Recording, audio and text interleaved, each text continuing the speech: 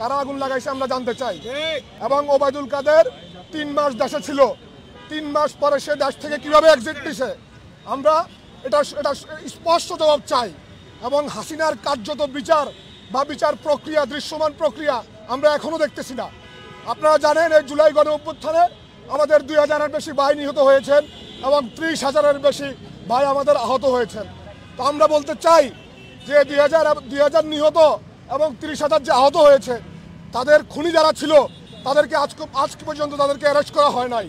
আমার পরিসংখ্যান যদি ভুল না হয়ে থাকে পুলিশের মাত্র ২৬ জন কর্মকর্তাকে অ্যারেস্ট করা হয়েছে।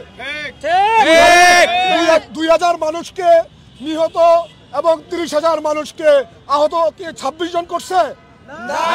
আপনাদের মাধ্যমে আমি বলতে চাই ছাত্রলীগ, যুবলীগ, স্বেচ্ছাসেবক লীগ, আওয়ামী লীগের কোন শীর্ষ নেতৃত্ব এখন পর্যন্ত অ্যারেস্ট হয় নাই। আমরা দেখেছি গত ১৬ বছর এরা লুটপাট করে ৫ই আগস্ট জুলাই গণ অভ্যুত্থানের পরে এরা বিভিন্নভাবে বিভিন্ন মাধ্যমে বিভিন্ন জনকে ম্যানেজ করে এরা দেশের বাইরে আমোদ ফুর্তিতে ব্যস্ত আছে। আমরা অন্তর্বর্তীকালীন সরকারের উপদেষ্টাদের কাছে বলতে চাই আমরা আপনাদেরকে নিয়ে অনেক আশাবাদী, আপনারা আমাদেরকে আশাহত করবেন না। এই জুলাই গণ অভ্যুত্থানকে আপনারা ব্যর্থ হতে দিবেন না। হাসিনা এবং তার দোসরদের অবিলম্বে আইনের আওতায় আপনারা আনতে হবে। এবং আপনারা যে আমলাতন্ত্র দেখেছেন, হাসিনার আমলাতন্ত্র এখনো কিন্তু বহাল তবিয়তে আছে। আমরা এখনো বিভিন্ন এডিসিকে দেখি যারা সরাসরি খুনের সাথে জড়িত ছিল এজাহারে তাদের নাম বাদ দিয়ে ফাইনাল এজাহার করার জন্য করতেছে। এগুলো কার ইন্ধনে করতেছে, কেন করতেছে আমরা এর জবাব চাই। এবং সচিবালয়ে যে আগুনের ব্যাপার, সচিবালয় রাষ্ট্রের একটা গুরুত্বপূর্ণ সংস্থা। এই সংস্থায় গোয়েন্দা সংস্থা জানে না, ডিজিএফআই জানে না, আরএসআই জানে না এত বড় একটা দুর্ঘটনা ঘটছে।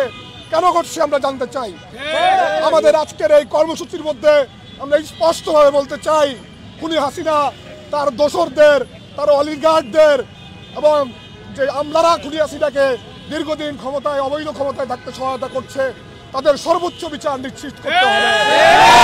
আজকের কর্মসূচি সম্পর্কে বলেন, কি কি করলেন? আজকে আপনারা দেখেছেন টিএসসিতে হাসিনার যে গ্রাফিতি ছিল, রাতের আধারে হাসিনার দোসররা সেই গ্রাফিতি মুছে দিয়েছে। আমরা তারই প্রতিবাদ স্বরূপ আমরা এই কারণ বাজারে আমরা গ্রাফিতি সাটাইছি।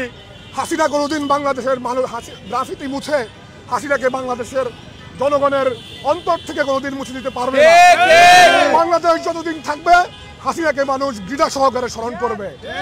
কারণ পৃথিবীর ইতিহাসে হাসিনা সর্বনিকৃষ্ট স্বৈরাচারদের মধ্যে একজন। আপনারা দেখেছেন বাংলাদেশে লক্ষণ সেনের পরে এই প্রথম কোন রাষ্ট্রপ্রধান দেশ ছেড়ে পালায় গেছে।